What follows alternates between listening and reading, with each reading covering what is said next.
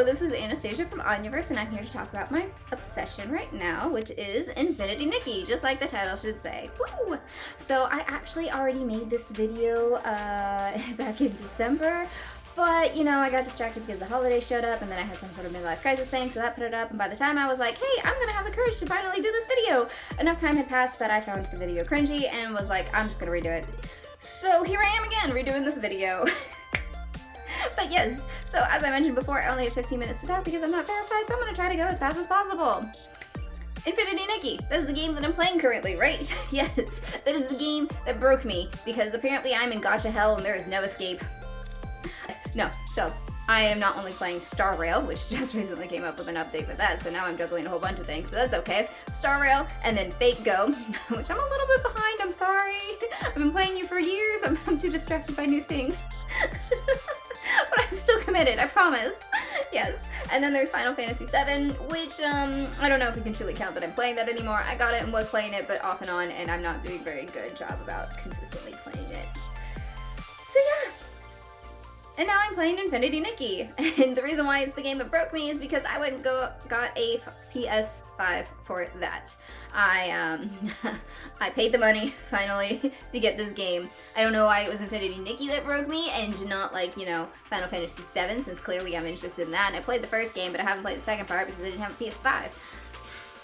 Then, there's also Baldur's Gate 3, which apparently everybody who's playing video games is playing, except for me. Because I don't have a fancy computer, and I didn't have a PS5, so I was like, okay, well, guess I'm not playing that, right? And well, yes, you guys are like, well, why don't you go get the game now? It's so expensive, I don't want to get the game now, I want to wait till it's cheaper, okay? I'm sorry, I like saving money, okay? That's where I'm at in life, I like saving money. And the reason why I went and got Infinity Nikki was because it is free! Well, it's free if you let it be, I suppose, because you can't make in-game purchases. Like I do with Star Rail. But yes, Infinity Nikki I have not yet spent money on, so safe there for the moment. But yeah, so I played that game because of that, and then I think I was just really in the mood for a cute and cozy aesthetic game, which is exactly what I got, and oh my gosh, I love it, I love it, I love it so much. This is why I've spent so much time playing this game. It's gorgeous! It's so gorgeous! Like, I'm trying not to yell about how gorgeous this game is. Like, I spent so much time just exploring things, because that's what I do. I get distracted easily, in case you guys couldn't tell from this conversation that has barely spoken about the game that I was supposed to be speaking about. But yes, I have spent the most of the game exploring, so I don't know as much about the storyline as I think is actually out there yet, but that's okay. I'll get to it eventually. I don't think I have time to talk about the whole storyline anyways. So, the aesthetic of the game is just so pleasing that like every single time I walk somewhere, I'm just like, oh my gosh, let me see over there. What's over here? What's over there? What about that? Oh my gosh, that looks so pretty. I gotta go see it, right? You got ruins to explore. You got villages to explore. You got little pastures and fields of flowers to explore. Oh my gosh, I love it. Now there's a coastline, beaches, like, there's so much to do in this, how can I not just be like, ah? And then not to mention that there's a whole bunch of side quests that you can do. Ooh, I'm a sucker for side quests. And I'm one of those people that I generally like to do all the side quests that appear before moving on to the next part of the story, though I kind of gave that up a little bit and, because my friend was like, why aren't you further in this story? I need somebody to talk to about it. And I was like, okay, I promise, I'll go to the story, I can do the side quest later. So yeah. But yeah, so far I'm really enjoying it though. The aesthetic, absolutely marvelous and wonderful, and the music is so good too, and the characters are so cute. I love it. So yeah, it was much more, like, this game was so much more than I thought it was going to be. Like, I just expected, because Dress Up Nikki was just like well, you dressed up Nikki, like you, I got it once in like high school, but I wasn't super into fashion, so I didn't play it for very long, but I'm pretty sure like you just kind of completed some challenges, got some clothes, and dressed her up, right? This is a whole game. Like, this is a real game. Like, you are exploring places, you're doing side quests, you're fighting things, like, this is a game. Real game. No offense to other games, right? But like, this is what you think of when you think of a game, right? And I was like, oh my gosh, there's so much going on here. I love it, I love it. It was so much more than I was thought. It was just like, it's a dress-up game, which I was wanting, like a dress-up, cute, cozy, cottagecore aesthetic game. Open world, lovely, that's what I wanted. And then it was more, and I was like, oh my gosh. I'm so happy. But yes, elaborate on what is more, I think I'm going to start at the very beginning of this game, which is probably where I should have started, but 5 minutes into this video, it is not where I started, clearly. But that's okay, who needs to start at the beginning? That's a boring place to start. I will start at the beginning now, midway through this video. So you start off, this video is all over the place, and I'm so sorry guys, in case you guys were like, oh, you should write things down and have a direction. I lose the ability to read if I'm speaking, so I did try that before, didn't work out. So we're just gonna go with whatever train of thought happens to be going at the time. Moving on. The beginning of this game, as I've mentioned for like a minute now, you start off as Nikki up in her mom's attic, which is already kind of like skeptical, kind of suspenseful, because she's like, oh, mom never let us up here when she was alive, and it's like, that's kind of weird, but okay. And then you see why, because this little ghost dress just comes over and it's like, woo, woo, woo, with Nikki, and then Narnia's her into another land. Yes, Narnia's hers. And they go through a wardrobe into another magical land. I was like, okay, ghost dress that automatically like puts itself onto her, which was giving me like Kill la Kill vibes, but the dress didn't have any sentience, I don't think. So, stopped there. But yes, then you go and meet Ina, who, oh my gosh, I was like, am I playing a Final Fantasy game? Because I really feel like I'm playing a Final Fantasy game. Ina was drop dead gorgeous. Oh, yes, she deserved to be called a goddess. Her outfit was on point. Her hair was on point. The eye patch was, oh my gosh, it was the best eye patch I've ever seen in a video game character, and I did not know how much I could love an eye patch until that moment. And I was like, this is amazing. Yes. So, yeah, that's Ina. I'm pretty sure I'm saying her name right. The problem is that I do play these games in Chinese, so sometimes I get the names a little bit mixed up because they're saying it in Chinese, and it's not always the name that is actually written down on the bottom. Or maybe it's their version of the name, I don't know, so I don't know how to say anybody's name, except for the names that I'm familiar with, you know, like Nikki. I can say that. Because I don't think that they're ever saying Nikki the way that we would say Nikki in the Chinese version. Yeah. Why am I playing it in Chinese? Just because I do like to play games in the language of the people who made it. So they speak Chinese, so I was like, alright, I'm gonna play it in Chinese. I do play Star Rail in Chinese too, so I've already kind of used to it. There are some games that I will bend the rules for, so like if it was an English game, but they have like Japanese voice actors, I might choose the Japanese voice actors because, sorry, I'm a fan. And for like things like Love and Deep Space, it is a Chinese game, and I was gonna play it in Chinese, but I don't know. I haven't played the game yet. That's another part of my gotcha hell, but I haven't started that yet. I'm just gonna fall deeper later. But no, I have been listening to Silas' playlist, and that English voice actor is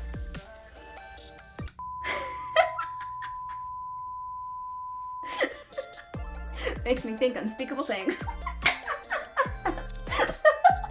But yes, no, so I might play it in English, I don't know. He's good. So yeah, this game, Chinese, names, moving on. Moving on.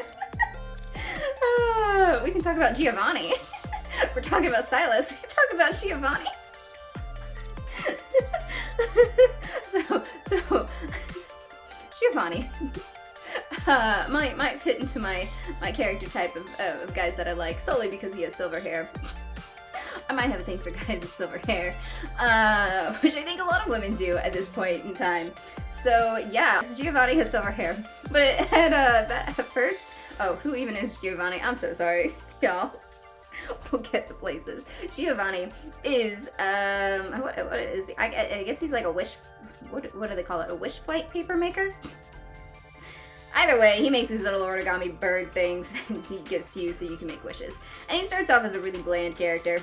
Honestly, I was like, oh my gosh, he's so hot. He's got silver hair. But his like personality was like, meh, generic, you know, beautiful anime boy stuff, man stuff, whatever. And yeah, he like, you know, kind of does his introduction to Nikki and all that stuff, and he's all like smooth and suave, but kind of ditzy. But yeah, he gets so much better later though. I don't think I have enough time to talk about this video, but if I do the next video, I think I will. Giovanni gets so much better. And I think we know why if you have played the game. So yes, that's Giovanni. Either way, moving on to the game. Where was I? Right, yes, okay, so Nikki's whisked away to another world by a super hot goddess. And she's just like cool with that too, which is amazing. She's just like, well, guess I'm not going to make my school dance. Let's go explore. She's totally unfazed. And has like no seeming like desire to go back home. Which, to be fair, if I got whisked away to a beautiful cottagecore world where clothing gave you abilities, I probably wouldn't be too like, you know, let me go find a way home right now. They're like, no, I'll take my time. I'll explore here a little bit, then we can go back, maybe. Depends, right? So, yeah. But either way, she goes on her little merry way, going through these ruins, which is actually really cool. You got ruins, you got all this stuff, right? I already talked about that, didn't I? Oops, yeah, moving on. So, she's just making her way downtown. Making my way downtown. I'm sorry, I'm chaotic. Then she meets Dada. The character's name is Dada. Yep. But yes. And then her sister's name is Bebe, by the way. They're interesting. They're actually not that interesting. It's just their names. Like, why was that the name that was chosen? But whatever. Either way, Dada sees her and was like, oh my gosh, you're dressed so nice. You must be a great stylist. Come work for me. And that's literally how Nikki gets everything done in the game. People like look at her and they're like, oh my gosh, you're so fashionable. You must be both kind and just amazing overall person. So we're gonna entrust you with our troubles. And we're gonna even trust you with like super secret troubles, like top notch, top tier importance of the town to a stranger. I guess she's got main character energy, right? So yeah, that is the cool part of this. Yeah, and that's where like kind of the story begins, and it becomes more interesting at that point, because then you learn that there were coma cases, and it's like there's people just dropping out in a coma in this game. Oh, this is a dress-up game. Now we got coma cases. We're playing investigator over here, and we gotta go fight S-Ling things, like these little dark creatures that you go poo poo poo with your little purification powers. Like, okay, that's cool. And then you find out through Hunting Town, the coma case guy is that there's like a prophet, and then there's like a wish maker, and then there's like gods, there's like so much things going on. 15-year case people that are missing. Oh, sorry, I'll slow. Need a moment. I'll start again. But yes, you have gods, and then you have some sort of prophet thing, who I think is supposed to be a false prophet, but I'm not really sure. There's a lot of religion in this game that I didn't think was actually gonna happen, but here we are. There's even like religious discrimination and stuff. Like, wow.